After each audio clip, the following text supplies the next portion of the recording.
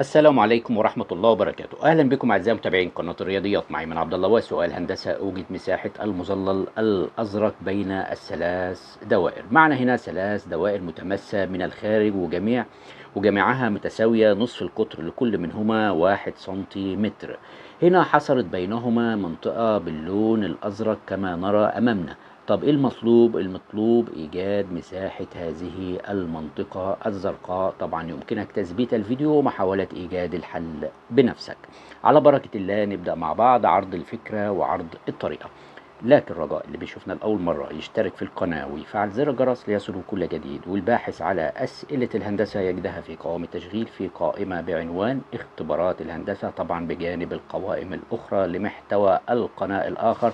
نتمنى للجميع التوفيق ورجاء إعطاء اللايك ومشاركة الفيديو لتعم الفائدة على الجميع. نبدأ الفكرة والطريقة.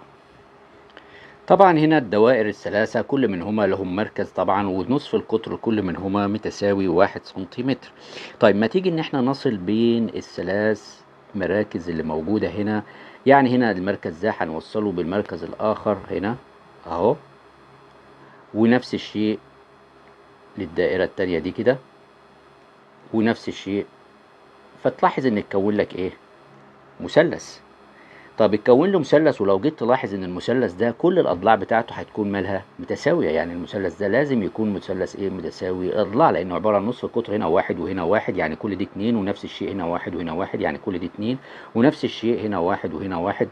يبقى اذا كله المثلث ده متساوي ايه؟ متساوي الاضلاع، وبالتالي متساوي الزوايا. يعني كل زاويه منه بتكون كام؟ 60 ايه؟ 60 درجه. لو جينا نلاحظ ان المثلث كل منه هيكون 60 ايه؟ درجة. جميل جدا. طيب أنا اللي يهمني إيه الموضوع ده؟ اللي يهمني إيجاد المساحة المظللة باللون الأزرق اللي في الداخل دي. طيب المساحة دي اللي مظللة باللون الأزرق عبارة عن إيه؟ اللي هي أو شكلها، هي الشكل بتاعها بيكون الشكل اللي إحنا شايفينه ده كده أهو. ده بيساوي إيه بقى؟ بيساوي مساحة المثلث اللي هو اللي إحنا عملناه ده، ناقص، خلي بالك من فضلك، ناقص 3 من مساحة مين؟ خلي بالك الجزء ده عبارة عن ايه؟ الجزء ده هنا اللي هو الجزء اللي هو ده انت شايفه ده، القوس ده اهو. في منه كام واحد؟ ادي واحد اتنين تلاتة اهو، تلاتة اهو. تمام اهو، اللي هو قطاع من الدائرة ده اللي احنا شايفينه، ناقص التلاتة من مساحة ايه؟ مساحة اللي هو القطاع من الدائرة اللي احنا شايفينه ده اهو. جميل جدا. طيب نبتدي الأول بمين؟ بمساحة المثلث. نبتدي بمساحة المثلث. طبعا مساحة المثلث نحن نعلم إن هي بتساوي إيه؟ بتساوي نص طول القاعدة في الارتفاع، أو ممكن نكتب القاعدة اللي هي ب هنا والارتفاع اتش على إيه؟ على الاتنين. جميل. طب أنا عندي المثلث أهو بالشكل ده، المثلث ده أهو، هذا المثلث اللي موجود معانا. المثلث ده لو جينا إن إحنا هنا نسقط هنا او ننصف من فوق هنا، ده هيكون ايه؟ اتش. الاتش ده طبعا بينزل بيعمل ايه؟ زاويه قايمه هنا. فبالتالي هنا ممكن ان انا اشتغل ايه؟ بفيثاغورس على احد المثلثين. هنا طبعا بيكون ده واحد، يعني المثلث الجزء ده واحد هنا، والتاني ده واحد، لان كنا اتفقنا ان هو اتنين. فبالتالي هنا الوتر ده بيكون هنا اتنين. ده مثلث ايه هنا؟ مثلث زي ما احنا شايفين امامنا. احنا المطلوب مننا ان احنا نوجد قيمه اتش. فاشتغل بفيثاغورس. انت عندك هنا ان الاتنين تربيع بتساوي الواحد تربيع زائد الاتش تربيع. طب يعني الأربعة دي بتساوي كام؟ الأربعة بتساوي واحد زائد الاتش تربيع.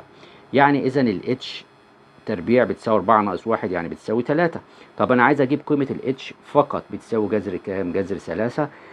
وطبعا السالب احنا ما احنا عارفين ان ده أطوال بنستبعده تماما. يبقى إذا الاتش طولها كام؟ الاتش طولها جذر 3. فبالتالي مساحة المثلث اللي احنا شغالين عليه او اللي احنا عايزين نوجده هنا هيساوي ايه؟ مساحة المثلث بتساوي الاتنين اللي هي القاعدة عندنا باتنين، في الارتفاع اللي هو اتش اللي كان جبناه بجذر 3 على الاتنين. طبعا بنختصر الاتنين دي مع الاتنين دي، اذا بيطلع مساحة المثلث بتساوي كام؟ جذر 3 سنتيمتر مربع. فبالتالي هنا يبقى مساحة المظلل الأزرق بيساوي ده مساحة المثلث جبناها اللي هي جذر كام؟ جذر 3. ناقص الثلاثة مضروبة في مساحة مين بقى؟ القطاع منه تلاتة من القطاعات اللي احنا شايفينها الصغيرة دي. فاحنا عندنا القطاع هنا كان بالشكل ده عبارة عن 60 درجة، وطبعا كان المثلث كله زي ما احنا شايفين امامنا هنا كله 60 درجة لكل واحدة. طب انت عارف ان كانت مساحة الدايرة كانت بتساوي كام؟ بتساوي او بالقانون بتاعها باي ار تربيع.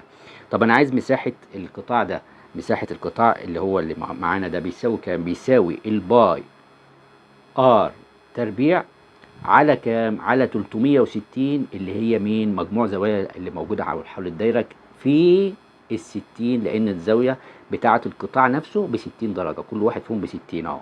تمام؟ فأنت لما تيجي تختصر هنا ده على 60 دي يطلع 1، وهنا هيطلع كام الناتج؟ 6. يبقى إذا مساحة القطاع ده على طول بيساوي كام؟ بيساوي هنا باي على ال6، باي على 6 ايه سنتيمتر مربع. واحد بيقول لي طب فين الار تربيع؟ ما هو الار اصلا بواحد والواحد تربيع بواحد، فالعدد بيبقى نفسه. تمام؟ يبقى اذا مساحه القطاع ده بتساوي باي على 6 سنتيمتر. يعني اذا اطلع لدي كده، يبقى انا عايز مساحه المظلل الازرق، يبقى الثلاثه في ايه؟ مضروبه في باي على كام؟ على ال6. طب هنا يمكننا الاختصار على الثلاثه، هنا في الواحد وهنا يكون الناتج 2. يعني إذا بتساوي أو مساحة المظلل الأزرق بتساوي جذر الثلاثة ناقص باي على الاتنين. طبعا ده كل ده إيه؟ سنتيمتر مربع. وهذا هو المطلوب، وطبعا يمكننا بالآلة الحاسبة نوجد الناتج سريعا. شكرا لكم والسلام عليكم ورحمة الله وبركاته.